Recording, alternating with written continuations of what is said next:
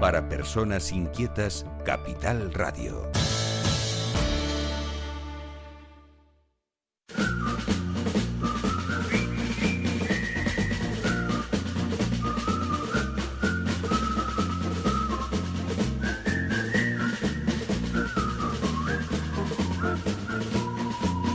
Y nosotros seguimos con un personaje habitual los jueves que, hombre, lo primero de todo es felicitarlo porque al fin le han dado un premio, porque aquí en Canarias le hemos dado una de palo y palo y palo y palo. Yo no sé si ha tenido algún premio.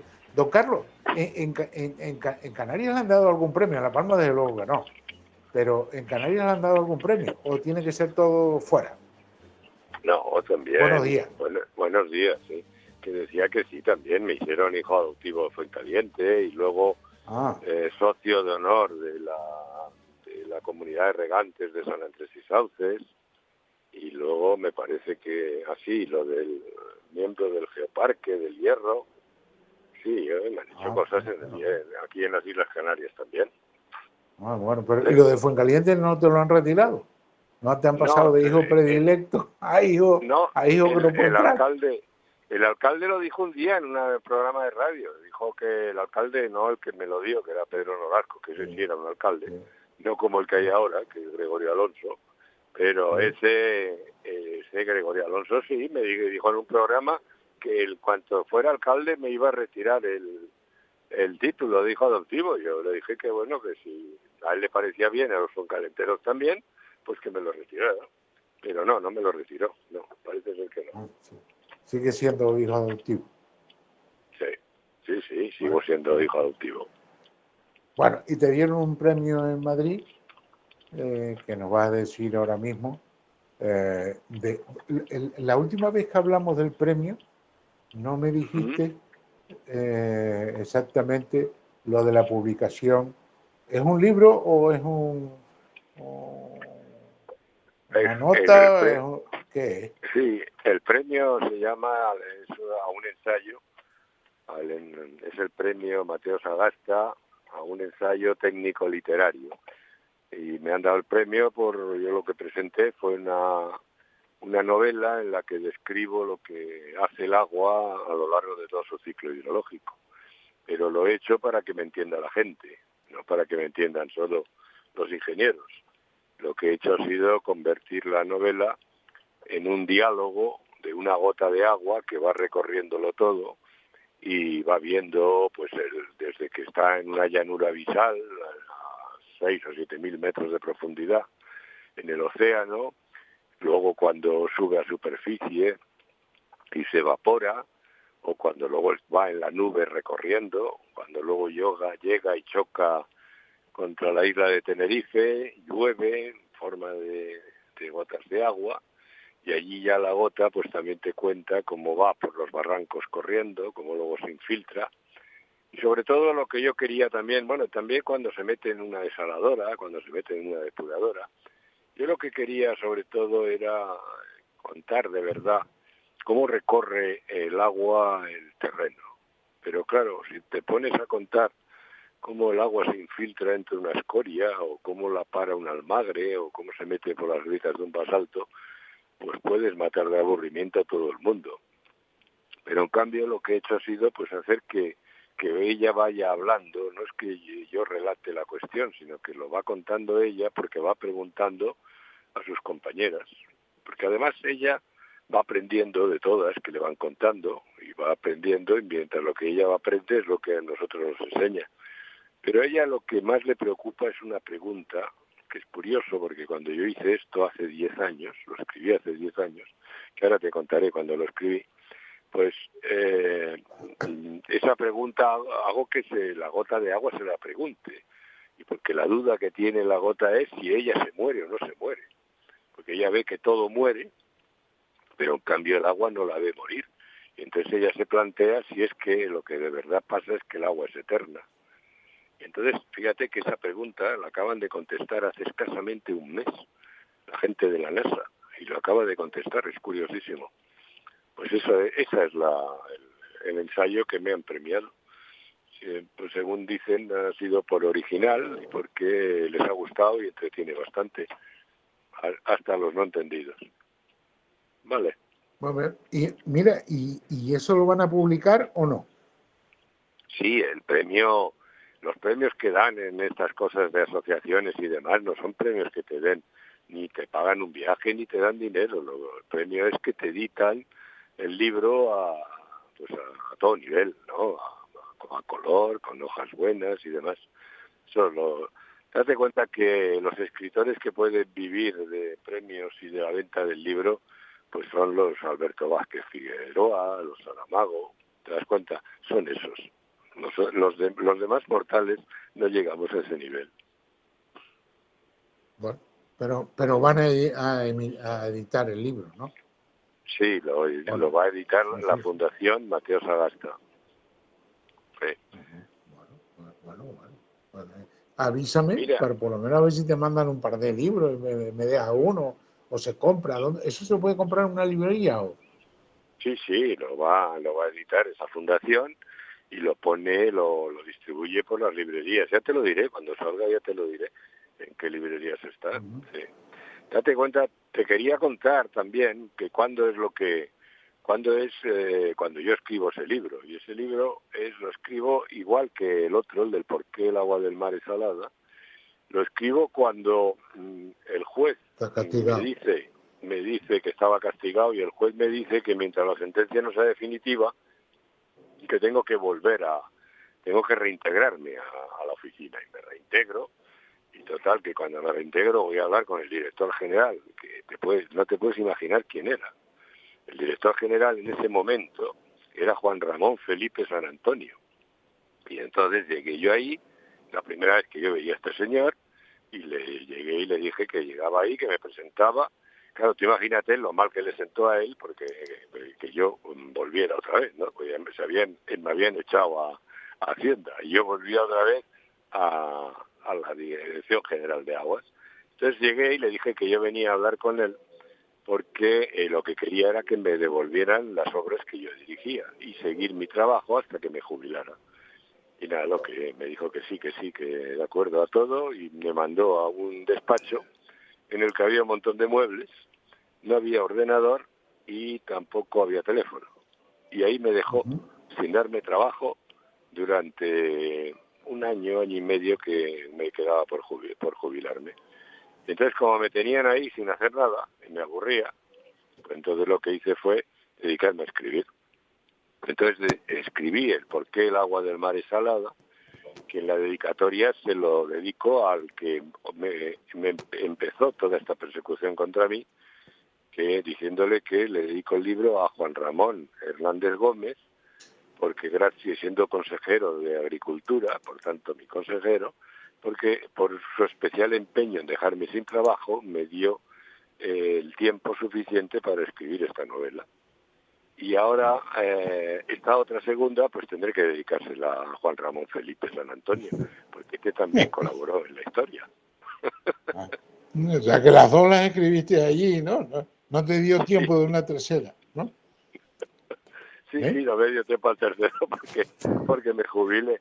Bueno, y empezaron a darme para que informara. Al final se dieron cuenta que ellos se pensaban que yo les iba a denunciar por no darme trabajo. Y entonces me empezaron a dar trabajo que era informar de los planes hidrológicos. Que vamos, ahí no informaba a nadie. Y por eso es lo que yo te he contado, que terminé. Me he leído más planes hidrológicos que nadie en el mundo. Me he leído 35. Date cuenta. Madre mía. O sea que estoy saturado. Sí. Lo que no sé es cómo lo he podido aguantar. Sí, porque un plan hidrológico debe ser un tostón que te mueres, ¿no? No te lo puedes imaginar. Tú imagínate listas enormes de pajaritos, de insectos, de pececitos, y todo para llenar y engordar una cosa que se podía escribir en 100 páginas, pues te meten 700. En eso consisten los planes hidrológicos. Y luego, además, que incluso las 100 que de verdad sirven, no sirven para nada, porque están todas equivocadas. O sea, eso es lo triste de los planes hidrológicos insulares, en lo que se ha convertido esto. Pero bueno. Lo que te decía también es que estuvo muy bien en la gala, duró 2 horas y media. Fue en el Teatro Real de Madrid y estábamos pues varios premiados porque había otros premios, pues por ejemplo al mérito profesional de los ingenieros de caminos, o había otro que era al mérito, no, un premio medioambiental. Entonces, pues bueno, pues estuvo más o menos, estuvo luego presidido por el ministro de Transporte, este hombre, el de los trenes. Sí, sí, el Oscar. Sí, el Oscar, sí, qué barbaridad. Allí dijo, no, empezó a hablar de los trenes y de la maravilla que eran, y luego empezaron a ver todos esos follones en las estaciones. También este hombre comentó lo de la carretera que se hizo con la lava ardiendo, diciendo que Canarias era el único lugar del mundo donde se había hecho una cosa así, lo cual no es cierto porque se hace en Hawái y se hace en Islandia. Pero vamos, aquí cada uno se echa el farol que se echa, ¿no? Sí, Y esa es la... lo de Hawái, fíjate tú que de nada que se empezó con el tema de la carretera, ya hubo un montón de gente, tanto en La Palma como fuera de La Palma, que dijo lo de Hawái, pero no hubo estos ministros y tal, como que están en otro planeta, ¿sabes? Esto no se entera, ¿no? Sí. Bueno, no se enteran, no dicen lo que quieren, que por caso que también. no te cuento. Que también. Sí. Bueno, ahí estuve viendo un reportaje, te lo voy a mandar después. No me lo he podido leer porque es largo, o sea, de un político de La Palma que está en el Cabildo hablando del túnel de la Zamora al Remo. Y se mete un rollo, pero un rollo, y venga. Digo, voy a mandártelo a ver si tú llegas a una conclusión, porque yo le fui dando para adelante, ¿sabes? Fui saltando y al final eso provocó que la conclusión a la que llegué, pues era ninguna, ¿no? A ver si tú llegas a una conclusión más clara. Bueno, yo tengo que hablar contigo de un asunto muy importante, y se nos va el tiempo, que es el apagón, ¿no? El apagón. Sí. No hemos hablado del apagón. Sí. No. Entonces, el apagón ya por fin, ayer, la ministra de Transición Ecológica, que yo creo que al premio Sagasta debió haber ido la ministra de Transición, porque, bueno, también el ministro de Transporte, bueno, también encaja porque era ingeniero de caminos y demás, ¿no? Bueno, sí, lo que pasa, pero el premio lo da la fundación, no los ingenieros de caminos. De todas formas, tú piensas que estos ministros que tenemos en este gobierno procuran ir poco a los actos, y si van se deben de rifar quién va, porque como les abuchean, tanto la entrada como la salida, pues eso no es un plato de gusto, y deben de echar las suertes quién va. Con lo cual, si tocaba uno, pues no creo que la otra vaya. Esa es la razón de ser. Pero y lo abuchearon al Oscar. No, en esta mía que te digo yo, no, vamos, que yo supiera, no, de todas formas yo llegué y me fui, o sea que tampoco me enteré si los abuchearon, no te puedo decir. Bueno, yo estaba por sacar algo, ¿sabes? Algo bonito, ¿no? Se notó. ¿Sabes? Sí, ya te veo. Me dejaste con un palmo de narices. Bueno, te voy a perdonar. La ministra de Transición Ecológica ya llegó a la conclusión, después de un mes, en que no es un sabotaje.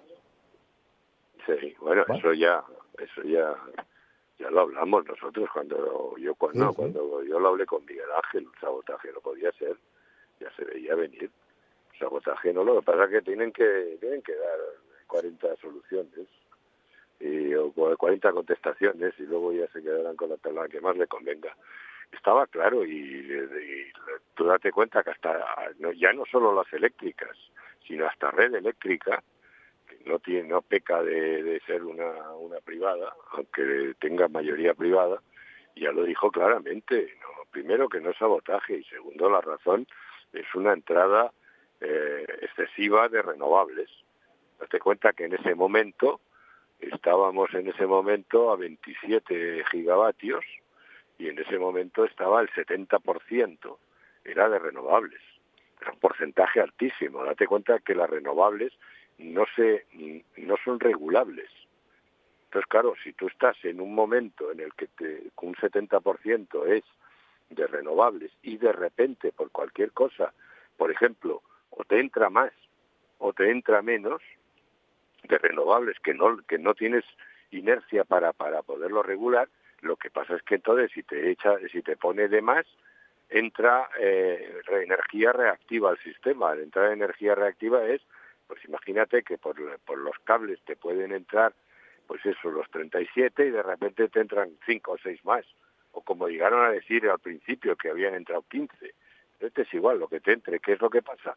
Que esa energía reactiva, al ser una sobretensión, lo que hace es que hace que se provoquen en las salidas donde se va a consumir, al venirle de más, lo que hace es que corta el circuito y se desconecta. Al desconectarse, esa energía que no ha entrado se incorpora al sistema y sigue hasta el siguiente, pero ahora reforzada con lo que no se ha quemado de energía en el anterior, y entonces hace que caiga todo como un fichero de dominó. ¿Te das cuenta? Van cayendo todo. Eso es lo que pasó. Y ahora ya, después de casi un mes, pues ahora lo estarán diciendo. Pero eso ya se sabía, y cualquiera que entienda un poco de cómo funciona el mix en España, el mix eléctrico. El mix eléctrico significa, pues el mix es una unión de muchas cosas, ¿no? Porque nosotros tenemos renovables a base de eólica y fotovoltaica. Incluso también tenemos algo pero poco de gas. Tenemos también en renovables la hidráulica, pero la hidráulica sí es regulable. Es renovable y regulable, no como las otras. Pero además también tenemos la térmica y la nuclear. Espera, Carlos, porque si yo me perdí. O sea, ¿por qué hablas de regulable? ¿Por qué no se puede regular la energía solar y sí la hidráulica? No lo entiendo. Sí, porque la energía solar es una placa que calienta al sol. Entonces el sol le pone los rayos y la placa lo que hace convierte esos rayos en electricidad. La mete por un cable y la envía a la red. ¿Te das cuenta? No puedes regularla. Lo único que podrías hacer es desenchufar. Pero si desenchufas, también se crea un problema, porque ahí estás produciendo electricidad. Esa es la solar. La eólica es lo mismo. La única forma que tendrías de regular es frenar en las aspas, pero no las puedes frenar, porque entonces generas un problemón también. En cambio, por ejemplo, la térmica sí puede regularla. La térmica, por ejemplo, la térmica que da las puntas es una térmica de motor. Ese motor funciona como un coche. Imagínate tú un coche y un motor que le quitas las ruedas y le pones una cadena y el movimiento de las ruedas mueve una dinamo. Si tú aceleras, das más electricidad. Si levantas el pie del acelerador, se la quitas. Eso es regular. Por ejemplo, en una térmica también la puedes regular, porque las térmicas, si tú le metes más gasoil, produces más calorías. Luego produces más electricidad, vamos, a través del vapor. La nuclear también. La nuclear, ¿por qué? Porque tiene unas barras de uranio enriquecido que tú lo que haces es meterlas y provocas mayor reacciones nucleares y por lo tanto mayor calor. En cambio, si las quitas, se quita. Incluso la hidráulica tiene en las turbinas, tiene una piececita que es como un puntero, que lo que hace es que regula el caudal con el que entra. Entonces, si tú, con una presa que la tienes llena de agua, abres la válvula, te va dando más caudal. Cuanto más caudal, más deprisa gira. Y cuanto más deprisa gira, más electricidad produces. ¿Lo ves? Hay unas que son regulables y hay otras que no son regulables. Las no regulables son la fotovoltaica y la solar. Vale. Las demás son todas regulables. Y entonces lo que pasó en España fue de fotovoltaica y eólica. El 70% cuando sucede el apagón, el 70 y tantos % de la energía la estaban dando las renovables de solar y eólica. Y además date cuenta también de una cosa. Si te fijas en los dibujos que hay en las curvas que te enseñan cuando se produce el apagón, tú ves que la curva estaba bajando. Hay un la curva del consumo eléctrico hay dos crestas, dos picos altos. Uno es a la hora de las 9 o las 10 del desayuno y otra es a las 8 o las 9 la hora de la cena. Entonces eso eran las 12:30 en la península, a las 11:30 aquí, pero a las 12:30 estaba bajando y buscando la meseta, que es una línea en la que está la energía que se consume es constante y se queda situada entre las dos mesetas, entre los dos picos, el del desayuno y el de la cena. Bueno, pues en esa, cuando estaba bajando, es cuando pega el apagón. ¿Por qué? Porque cuando está bajando, que eran las 12:30, el sol estaba cada vez más fuerte. Luego la fotovoltaica estaba subiendo. ¿Te das cuenta? Y luego quizás por cualquier cuestión eólica también te vino más viento. O sea que cuando tú necesitabas menos electricidad es cuando las no regulables te metieron más electricidad. Y por eso se fue a hacer puñetas, como se dice, todo el sistema. Vale. ¿Y qué nos está pasando entonces, por ejemplo, en Canarias? En La Palma, que ya otra vez la semana pasada se quedó muerta. Bueno, en Canarias es que tenemos unos sistemas eléctricos que son todos térmicos, me parece que no llegamos al 20% de eólica y fotovoltaica. Pero ¿por qué no llega? ¿Por qué no ponemos más? Nosotros tenemos, así como en la península, normalmente el rendimiento de la eólica, por ponerte un ejemplo, es un 20 o un 30% como mucho. Nosotros tenemos sitios aquí, como es Fuencaliente y como es Teno, que llegamos a un 50% de eólica. ¿Te das cuenta? Tenemos una potencia eólica en potencia buenísima, pero ¿qué pasa? Que no la podemos poner porque no tenemos un sistema de regulación. Para regular lo que hay que tener es o bien un sistema de almacenamiento o un sistema de regulación. El almacenamiento pueden ser baterías, pero también pueden ser centrales hidráulicas reversibles. Pero en La Palma no hay nada que regule esa historia, ¿no? No, en la digamos eólica, un ruido por ahí. No, en la eólica y en la fotovoltaica, la única manera que tienes de regular es que cuando te sobre, almacenarla. Entonces la puedes almacenar en una batería, o la puedes almacenar con el hidrógeno, creando hidrógeno, o la puedes hacer como he pensado siempre, que en Canarias tiene una cosa que no tiene nadie muy pocos en el mundo. Muy pocos, no nadie, sino muy pocos en el mundo, que es tener montañas de más de 1000 metros muy cerca del mar. Eso es una ventaja que es una maravilla. ¿Por qué? Porque puedes meter un depósito a 1000 metros de altura y elevarlo con tuberías metidas entre galería y pozo, sacar agua del mar y bombearla y meterla arriba.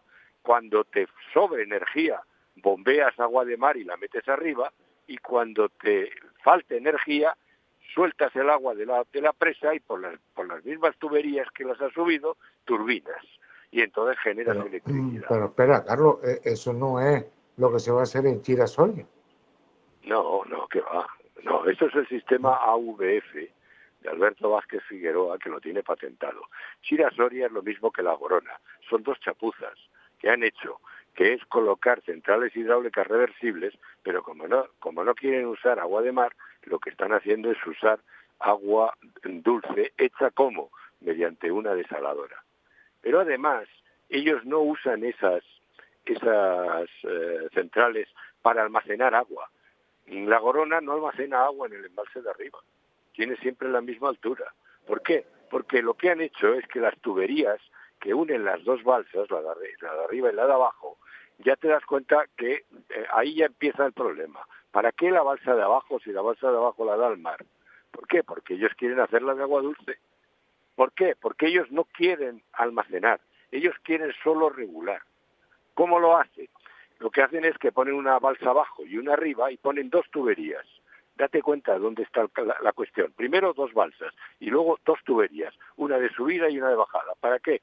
Para que cuando sobre electricidad bombean de la balsa de abajo a la balsa de arriba. Y cuando falta la electricidad que tendrían que turbinar, no lo hacen. ¿Por qué? Porque ellos no quieren almacenar. Lo que quieren es tener una tubería de bajada para cuando ellos echan el agua subiendo, les baje otra vez al mismo embalse y vuelvan a bombear. ¿Para qué hacen eso? para quemar electricidad. Porque eso lo que están haciendo es quitarse la energía reactiva. Lo que se llevó el cero, eso lo consiguen con eso.